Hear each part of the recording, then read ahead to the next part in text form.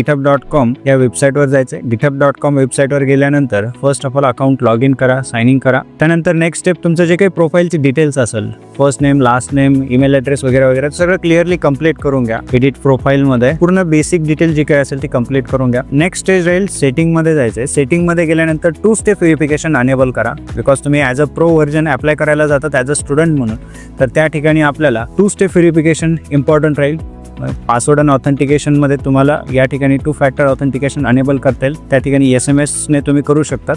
त्यानंतर जर तुमच्या कॉलेजने काही तुम्हाला मेल ID दिलेला असेल तर मेल ID या ठिकाणी ईमेल्समध्ये तुमचा ॲड करून घ्या. त्यानंतर बिलिंग अँड लायसन्सिंगमध्ये जायचं आहे. लायसन्सिंगमध्ये आपण गेल्यानंतर इथे पेमेंट इन्फॉर्मेशनमध्ये बेसिक जी काही पेमेंटची इन्फॉर्मेशन आहे ती कंप्लीट करून घ्यायची आहे, ज्यामध्ये first name, last name, address, city वगैरे वगैरे जे काही डिटेल्स असेल ते कंप्लीट करून घ्या.